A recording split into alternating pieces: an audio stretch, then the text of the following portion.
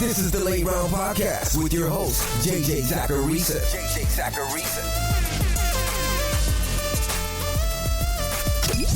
What's up, everyone? It's JJ Zacharisa, and this is episode 979 of the Late Round Fantasy Football Podcast.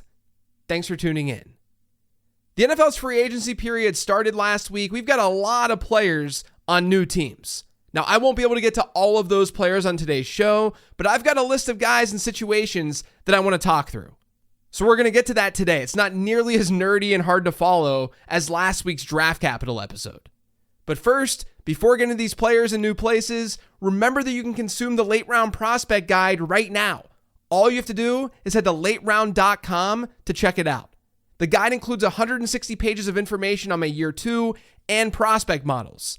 It's got 80 prospect profiles, there's about 40 year 2 profile write-ups, there's rankings, and more. And it'll be updated once again for you the Saturday of the final day of the draft. That's going to have updated write-ups so you're ready to crush your rookie drafts immediately. Learn more about it on lateround.com, and if you're on the site, make sure you also subscribe to the free newsletter. You get content straight to your inbox. And it's an easy way to support Late Round Fantasy Football. But that's all on lateround.com. I'll kick off today's episode with an extension of last week's mailbag where I talked about Najee Harris. Now, as I said last week, I've found it interesting how a lot of people in the fantasy football world are crowning Harris as this rock-solid RB2 in fantasy. I think there's still a decent bit in his way to get there, right now. One of the things in his way is the current depth chart. It's not because Hassan Haskins and Kamani Vidal are going to steal his job. It's because the competition is lacking. So there's a very real chance that the Chargers still add someone from this loaded running back class. That someone is probably going to be a little bit more explosive as a complement to Harris.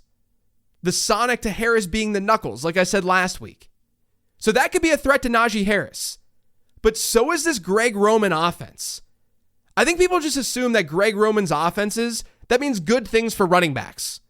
Well, what if I told you that over his 10 completed seasons as offensive coordinator in the NFL, his backfields have never ranked in the top 10 in PPR scoring, like as total backfields? You could sit there and say that it's because those offenses had mobile quarterbacks, and those mobile quarterbacks steal work from the running backs. Okay, well, last year, the backfield was 23rd in PPR points. What's really driving this is the fact that he doesn't deploy his backs that much as receivers. They've ranked no higher than 19th in running back target share during this time frame. Their average rank has been 26.3, meaning the average Greg Roman backfield, this is since 2011, the average Greg Roman backfield has had a target share rank of 26th to 27th across the league in a given season. And again, it's been no higher than 19th. We can sit here and we can say this is a great fit for Najee Harris. I would agree with that.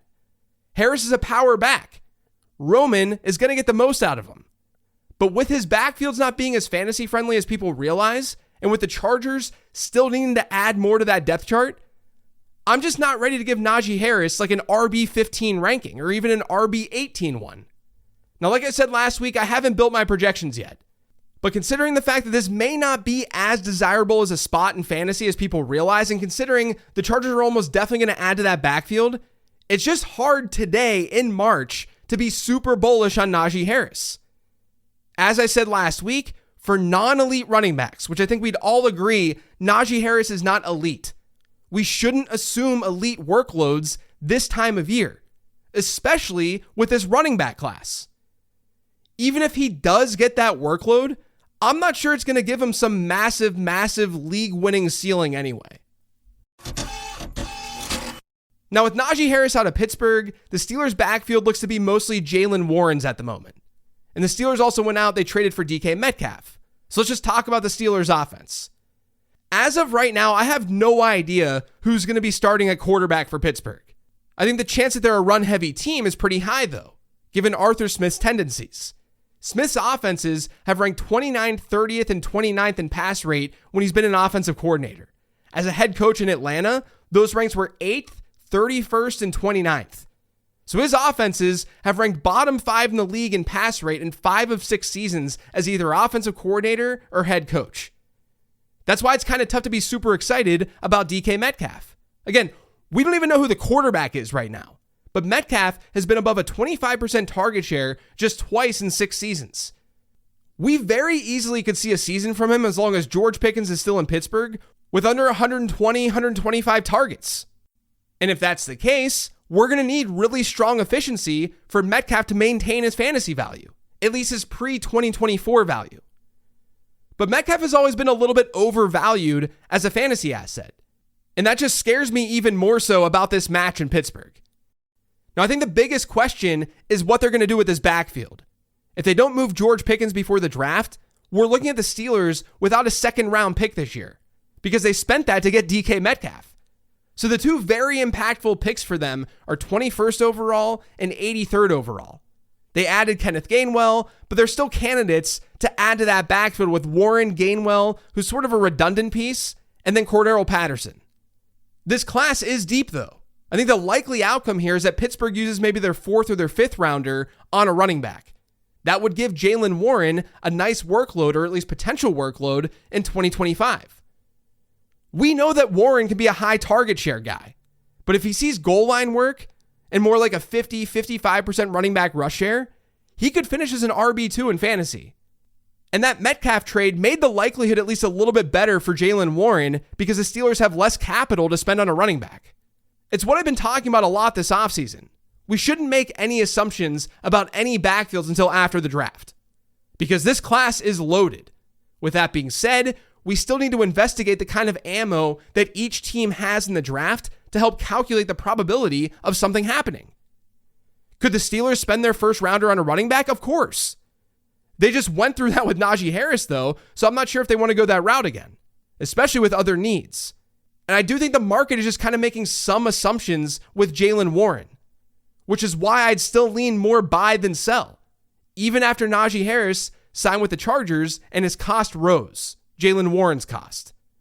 Even if they get a running back, Warren could still play a role given his skill set. And then what happens if they don't get a running back? What happens if they don't spend a 1st, a 3rd round pick on a back?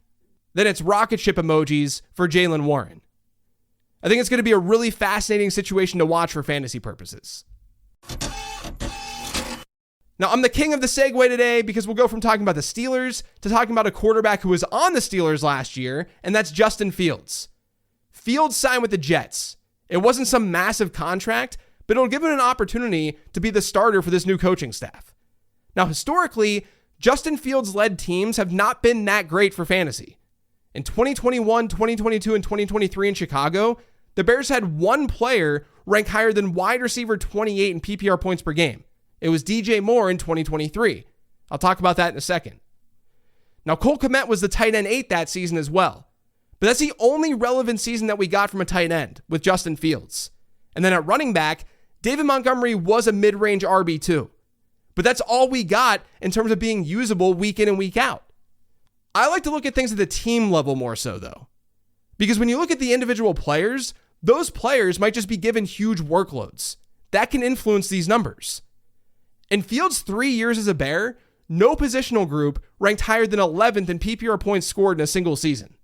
His wide receiver ranks were 25th, 29th, and 19th. His tight end ranks were 27th, 30th, and 28th. His running back ranks were 15th, 25th, and 11th. Even last year, through 6 games with the Steelers, Pittsburgh wide receivers were pacing to have by far the lowest PPR output of any team in football. They still ranked 31st, but they were scoring more points as a team with Russell Wilson than Justin Fields. And it was the same story with running backs. Steelers running backs with Justin Fields were pacing to rank 26th in PPR scoring last year. They ended up finishing 14th. Now, this is all due to a lot of different things. Some of it's the inefficiency of Fields himself. Some of it's the offensive system, the offensive personnel. Some of it is the fact that he's a mobile quarterback. We have plenty of data showing that mobile quarterbacks create tougher circumstances for their weapons in fantasy football because they're taking plays away from the offense in totality because of their mobility. To overcome that, the quarterback has to be really good or he has to be playing in a pass-heavy offense. And that's what worries me about the Jets' offense with Justin Fields. From a fantasy perspective, We have a lot of data suggesting that Justin Fields is not a special quarterback. And we also have a lot of data showing how run-heavy his offenses tend to be, regardless of the coordinator. This was my fear when I had Garrett Wilson as a sell earlier this offseason. His ADP was super high because he's a really good player, but he hadn't proven to be so significantly better than someone like Chris Olave or Jalen Waddle. And given the free agency class at quarterback and this year's draft class at the position, it's hard to imagine a world, or it was hard, it still is, where Wilson could easily live up to that cost in 2025. Because what quarterback was going to step in and give him that elite production, or at least help him? I think we're at the point where it's definitely going to be pretty hard. But this takes me back to that DJ Moore season in 2023. People are going to point to Moore's 96 catch, 1,364 yard, 8 touchdown season as evidence that Wilson can do the same. DJ Moore hit almost 17 PPR points per game that year. I think this is where we have to distinguish between what's possible and what's probable. I do think a great season from Garrett Wilson is still possible. But we should also recognize what happened to DJ Moore that year, how great he really was, and how even the best receivers in the game can't just assume that they'd be as great. For instance, Moore had a 28.5% target share. Could Wilson get that? For sure. But Wilson's only reached that mark in 1 of 3 seasons. Moore had a yards per route run rate of 2.3. Could Wilson get that? For sure. But Wilson's also never been above a 1.9 yards per route run rate throughout his career. Moore had a yards per target rate over 10 yards. Could Wilson get to that? For sure. But Wilson's also never been above a yards per target rate of 7.5 in his career. That's about 75% of DJ Moore's number in 2023.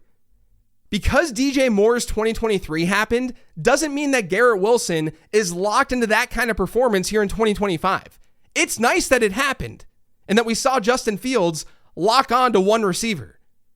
But you still have to look at the downside. And that downside is that the Jets are a run-heavy team. Justin Fields isn't even an average quarterback as a passer, and Wilson sees a little bit more competition at the position, maybe through the draft. It's harder to see that wide receiver 1 season happening now. Now, I honestly don't have a ton of Geno Smith-related takes, aside from the fact I think it's an upgrade for the Raiders' offense in general. But instead of spending time on him, I want to focus on the team that he came from, and that's Seattle. The Seahawks no longer have DK Metcalf and Geno Smith. They now have Sam Darnold and Cooper Kupp, and that's a pretty big change. Now, like a lot of people, I'm skeptical that Sam Darnold is all of a sudden a worthy franchise quarterback outside of Kevin O'Connell's system. Now, the contract doesn't say that he's going to be that. So don't think that I'm saying that the Seahawks are committed in that way. But with all that being said, I think it's good that Darnold's going to play with Clint Kubiak now. We should see some similar concepts. Kubiak worked with Darnold in 2023 in San Francisco. That's when Kubiak was the 49ers passing game coordinator. Now, I do think we might see a pretty run-heavy offense, though. And there are plenty of question marks with that offensive line. My stance on Darnold is that mostly I'm not going to be super optimistic for fantasy purposes, for him individually. There's no need to. He doesn't seem like a candidate who's going to go crazy from a touchdown rate standpoint, given the weapons, given that situation. And he's not going to be someone who wins with his legs. Not the same way that other mobile quarterbacks can. But I do think that he can keep his weapons afloat for fantasy purposes, which is what's most important here. And those weapons definitely are changing in Seattle. There's no Tyler Lockett, at least at the moment. And DK Metcalf, as I said, he's a Steeler. Then the Seahawks, they went out, they signed Cooper Kupp, and they also got Marquez Valdez-Scantling. Now, the obvious question to ask is how these wideouts are going to be deployed. Specifically, Cooper Kupp and Jackson Smith-Njigba. Kupp has been a slot player throughout his career, and it's probably asking a lot of him at 32 years old to beat guys consistently on the outside. But JSN has had slot rates of 69% and 83% over his 2 seasons in the league. Now, I've seen complaints from people on Twitter about this. I've seen what people are saying, how there's too much redundancy, and I get that. But let's not dismiss Jackson Smith-Njigba's ability here. He was an elite prospect who won both inside and outside in college. He had a 1.81 yards per route run rate last year, according to PFF, and that rate was 1.91 out of the slot. But that's also to be expected. It's not like he was terrible when not in the slot. And from a fantasy perspective, we should expect JSN's average depth of target to rise when he's not consistently in the slot. His ADOT was 9.2 last year. That was better than his 6.4 ADOT from the year prior, but we should expect him to get down the field more. That can help mitigate a probable lower yards per route run rate. But he's also in his third year. Like, development happens with these players. They can get better, and Jackson Smith-Njigba is really good. So while I understand the weirdness of the Kupp signing, I think it just tells us that the Seahawks are, number one, looking for a lot of movement at the line of scrimmage. That's what Clint Kubiak does. But number two, they're going to place JSN on the perimeter more than last year. And that might be okay at the end of the day. Now, as for Cooper Kupp, it's tough to be overly excited given his injury history, given his age. He hasn't come close to a full season of games since 2021. But his per route run numbers, even though they've dipped the last couple of years, they're still actually pretty good. He had a 1.99 yards per route run rate last year. It was 1.86 the year before that. Those are actually good numbers. They're just not nearly as good as where he was a couple of years before that. Now, I doubt that Cooper Kupp is a league-winning type player, but we should be able to see a decent number of looks out of the slot. It's not the best spot for him, but it's not the worst either. The Vikings re-signed Aaron Jones, which is a little bit surprising given his age. But then they also went out and they traded for Jordan Mason. I think this backfield is pretty interesting. The Vikings don't have a lot of draft capital in this year's draft. So giving up a pick next year while moving down a handful of spots this year to get Mason, it actually makes a lot of sense. Minnesota likely did this because they knew that they couldn't spend one of those picks on a running back. And that's why this move is really intriguing to me. Like, I'm definitely of the belief that we usually need to sell late breakouts and sell running backs who seemingly come from nowhere. 9 times out of 10, honestly, more like 48 times out of 50, those running backs are not going to work out for you in the long run. But I've seen really split analysis on this Mason move, when I actually have a pretty strong stance that Mason could see a decent amount of work right away. I mean, he's been really efficient since entering the league, but just look at last season when he saw more work. Mason ranked just outside the top 10 in yards after contact per attempt. He was about average, maybe a little below average at gaining positive yards per rush, but he also ranked first among 100 plus attempt rushers at gaining 20 or more yards. He was second among that same group at gaining 10 or more yards. Now, a lot of rushing metrics, they don't stick around year over year. They're not that sticky.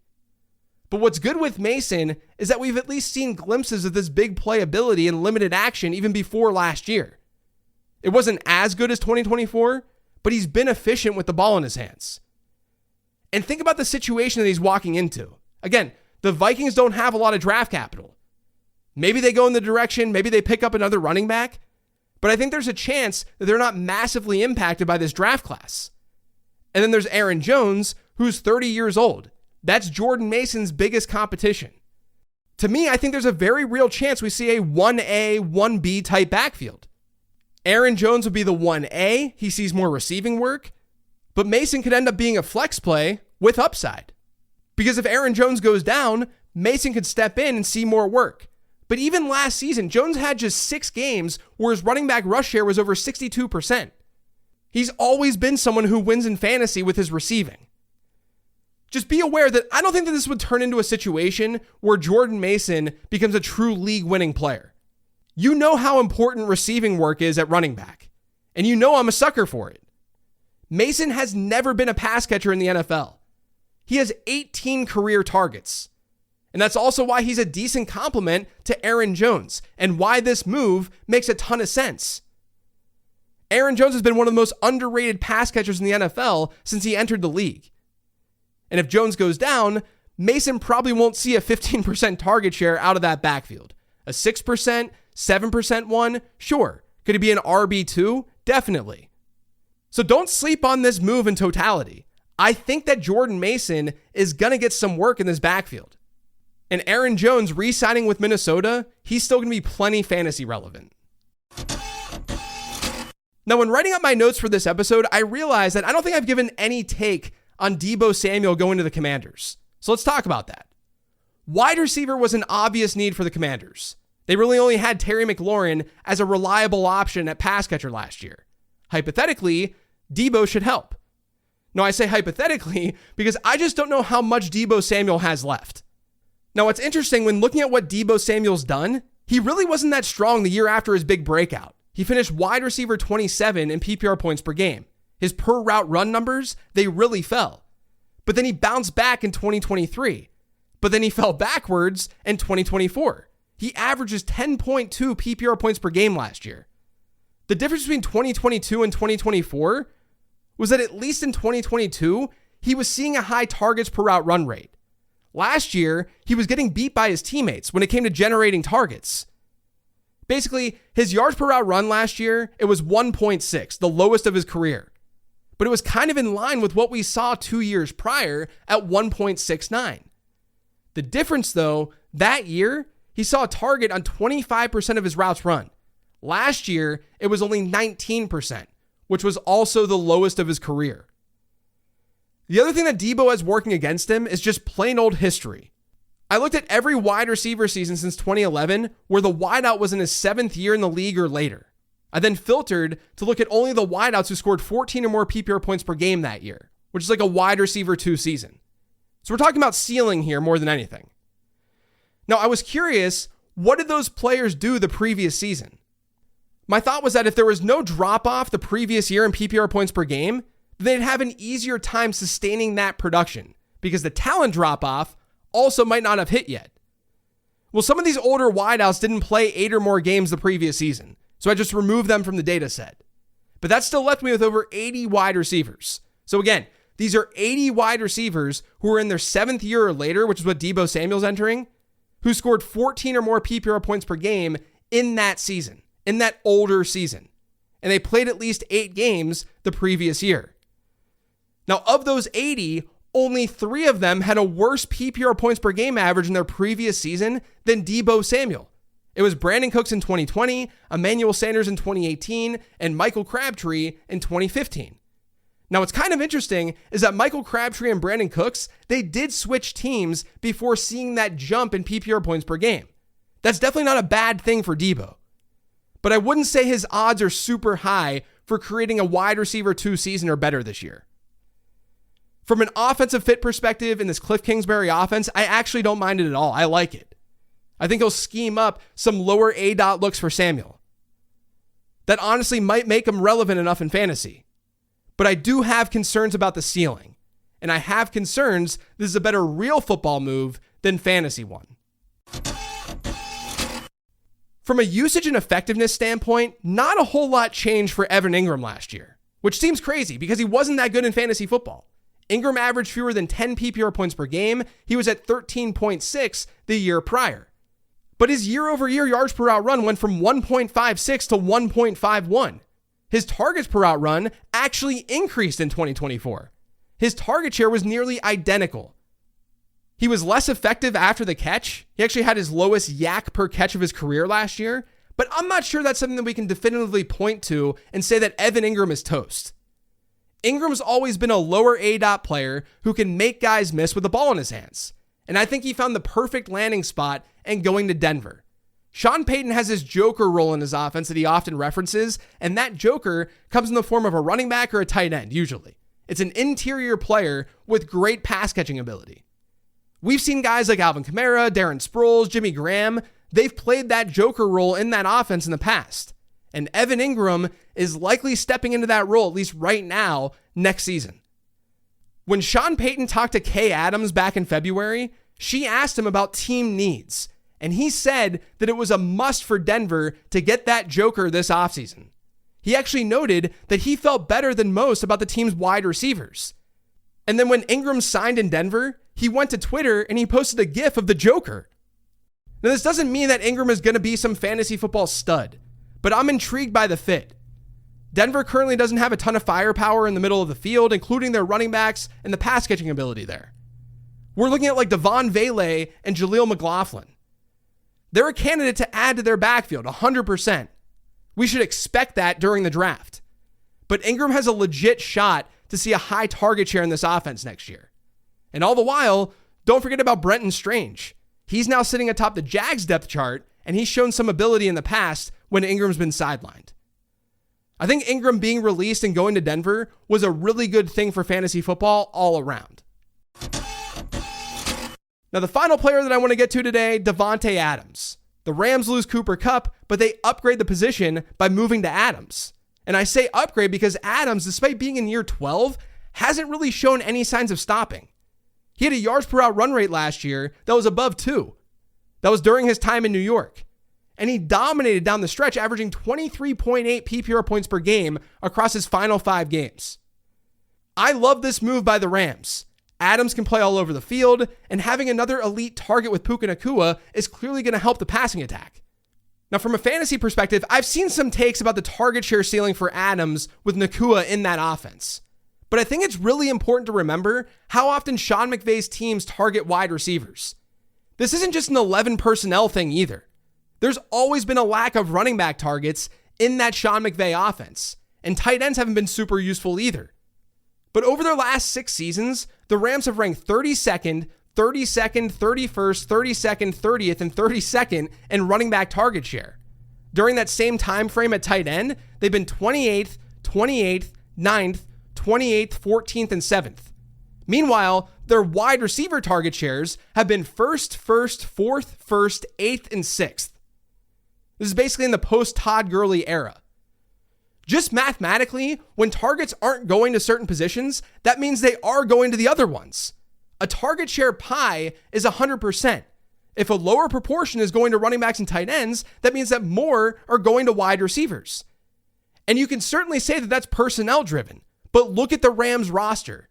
You still have wide receiver as by far the number 1 target in that offense, given the talent that they have. I think there's a very real chance that we see a 50% target share between Puka Nacua and Davante Adams next year. We may see a little week-to-week volatility based on matchup and who Matthew Stafford is into that day. We saw that a little bit with Kupp and Nacua. But to me, this is not Allen Robinson all over again, where the fantasy community pushed him up draft boards, he was a wide receiver too, and he busted with the Rams. Before joining the Rams, Robinson had a horrific season with the Bears that we try to explain away with quarterback play and offensive system. That's not happening with Adams. To me, he's probably going to end up like a low-end wide receiver 1 entering the season. Now, it's still March. I haven't done my projections. I'm just eyeballing things. But as that offense stands right now, not only can Adams just finish as a fringe wide receiver 1, even with a healthy Puka Nacua, but what if Puka Nacua is out? That's where we're going to see crazy upside for Davante Adams in that Rams offense. Now, there are, of course, plenty of other moves that happened over the last week that I could have talked about today. Rico Dowdle backing up Chuba Hubbard, the Cowboys backfield, Chris Godwin returning to Tampa Bay. I know there's more. You guys can feel free to ask me about those players on any future mailbag episode. I just really wanted to dig into the bigger moves today to talk through what we can expect in fantasy football moving forward. I hope you learned something because I know that I did while doing some of this research. That's it for today's show, though. Thanks to all of you for listening. If you yet subscribe to the Late Round Fantasy Football Podcast, make sure you are by searching for it pretty much anywhere podcasts can be found. And don't forget to follow me on Twitter and on Blue Sky at Late Round QB. Thanks for listening, everyone. I got a great Late Round Perspectives guest later this week. Really excited about that. I'll talk to you then.